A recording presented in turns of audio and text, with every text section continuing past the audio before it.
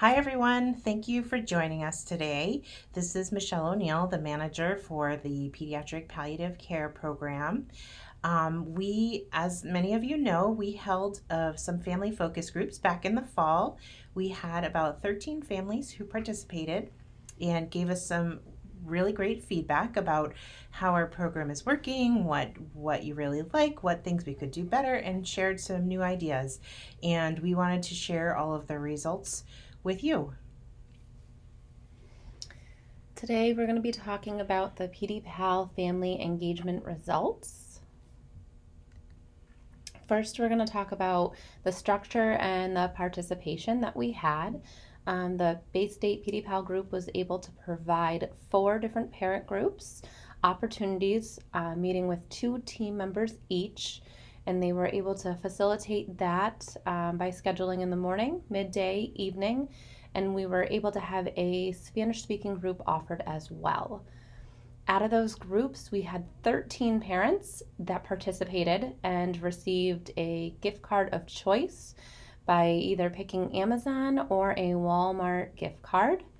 The facilitators were then able to utilize 15 questions that were given to each group, and we were able to get the answers from these parents that participated. When we reviewed the questions, we spoke with each parent in regards to what they felt was working well or not working well with each of the disciplines that the PDPAL group provides. We discussed how our team and the model fit into your world with your children. We discussed other providers that are involved in your child's care. We asked what each parent and family would like to see more of. We also asked what their thoughts were on all of our wonderful PDPAL events and how they would like to connect with some of our other PDPAL families. What does sibling support mean to these families, and what other feedback they would like to share with us that maybe we didn't have questions for. Our PDPAL team members are in multiple disciplines, and these include nursing, music therapy, child life, massage, social work, spiritual care, as well as volunteers. Some of the scheduling feedback included that families appreciated the flexibility that the PDPAL team provides. They loved that we could do co-treats, and they felt that that was more helpful, but that 2 was the perfect number and that more than 2 people at a time could be overwhelming. Nursing and social work visits seemed to be the most helpful that were together, since a lot of the information and questions are similar. Some of the other providers that the PDPAL group works with are DPH, DDS, MCS, early intervention, schools, and pediatricians. PDPAL parents shared with us that they were very appreciative of the coordination of team meetings that were able to be held and being connected with other programs that they were not aware of when they first joined our group. The PDPAL program is the only program who's constantly checking in to always provide support and services. So we asked about events and how we're providing services currently in the virtual world, and what families would like to see when we finally move past the pandemic in the post-COVID world. So in the virtual space, there were many requests for a Facebook group for parent connections. We do currently provide a parent directory. That's just kind of a piece of paper with parents' contact information. It's helpful, but yet it's sort of awkward. It's hard to make that first phone call or make that first step to reach other parents. So they wanted an opportunity to connect in other ways. As far as, and also to be able to share resources through a Facebook group. I know we hear from many families that parents have Facebook groups specific to their child's diagnosis, and they tell us about how helpful they are and would really like to see one for our pediatric palliative care program. When we are able to see each other in person again, there's been a request for in person parent groups so that you can connect with each other in person. Many years ago, we provided a legislative breakfast where we were able to invite legislators from our area, and parents and children attended and shared some of their stories, which was very impactful for everybody. Parents would also really love to see educational advocacy meetings.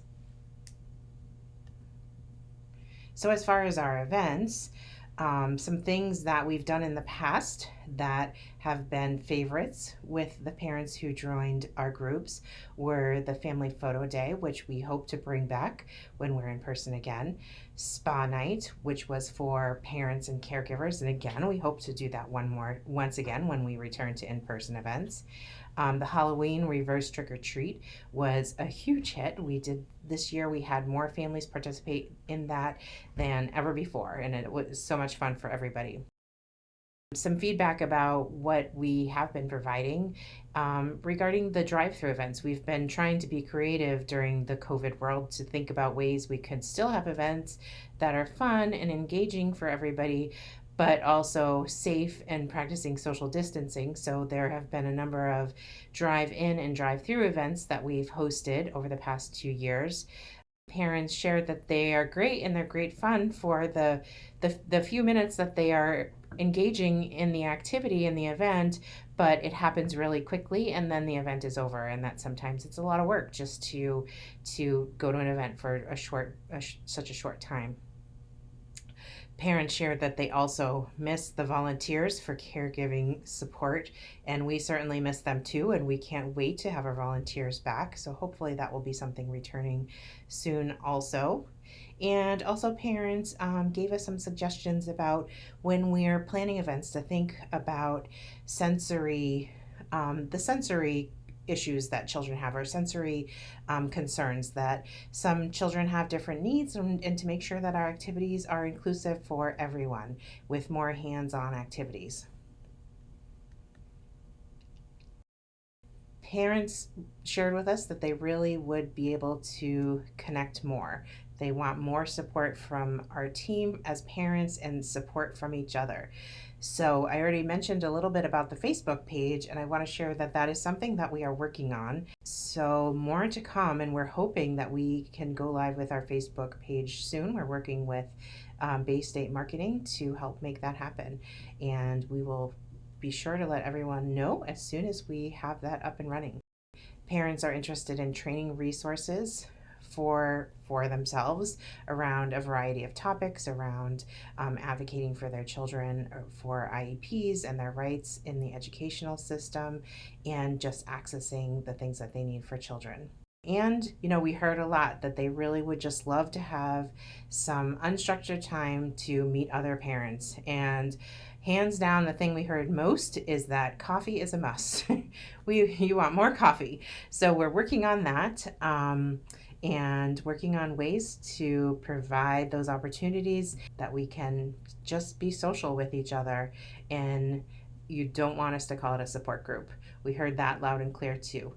So we will be looking to you over the next few months and weeks and months and years to help us develop some of these opportunities for engagement with you, and in a way that makes the most sense and is really meaningful to you. So we asked about sibling support, and for families who have had siblings engaged in some of our services, such as child life and music therapy, families in general have really appreciated those services. That child life brings the whole family together. I know that I've heard feedback from families that sometimes, it really helps to have the child life specialists facilitate play sessions so that all of the kids can find ways to really play and interact in a way that's most meaningful for each of them individually and as a family. We heard very loud and clear also that families are interested in having events where kids can connect with other kids who know what it's like to have a sibling with complex or medical special needs. Um, because sometimes their peers don't understand what it's like to have a brother or sister with complex medical needs. The other thing that we heard is that people really appreciate having childcare when we do have parent in person events. That sometimes, if you don't have a place to have your children, it's a barrier to attend these events. So, childcare is a must, and we plan to continue that once we get back to in person, and we can't wait. That is a theme. So, other just some general feedback that we heard from families was that a lot of parents shared that they appreciate knowing that they are not alone, that they have the support of the team, but also knowing that there are other families who are out there and really would like to connect. And, everyone really wants to connect. We heard from some parents that they'd love to be able to talk with other parents and share resources and share equipment. And sometimes, for example, we parents tell us that they have a surplus of a certain formula and would love to donate it to another family. And so having an opportunity to connect more easily with other parents would be a great way to share and feel like you're supporting each other. Some parents asked about guest speakers on topics that are important to our patient population.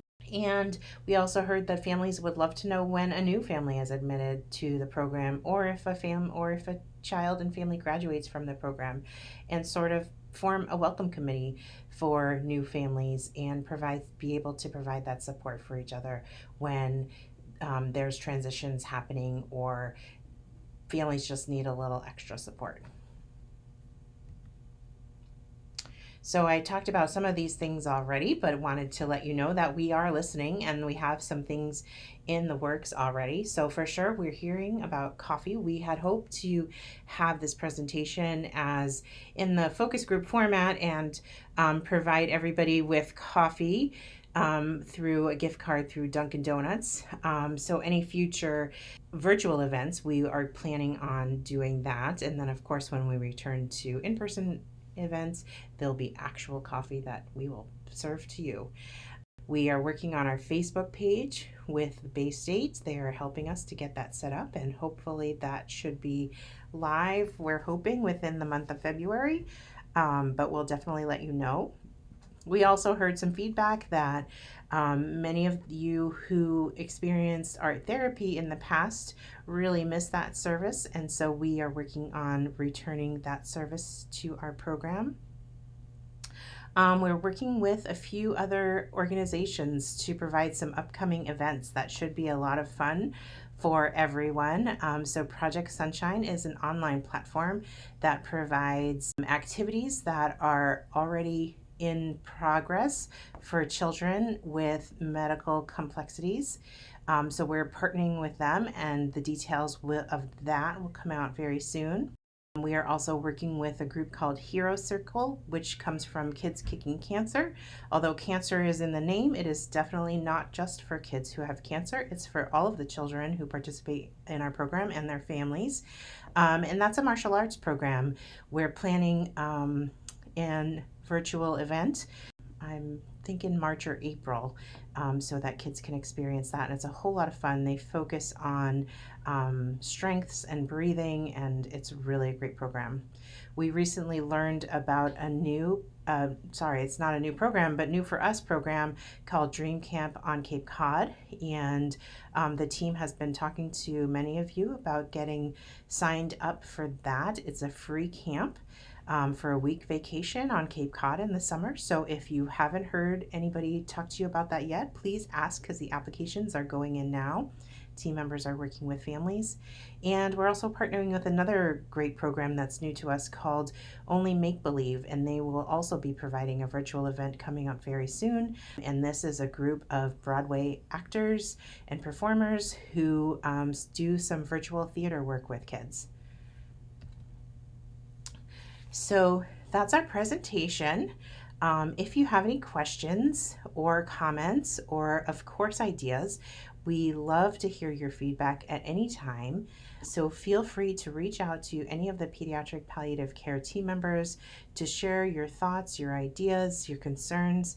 Again, this is Michele, the manager. You're welcome to call me anytime you need anything. I'm happy to come out and do a visit or talk on the phone at any time. And we thank you for your participation.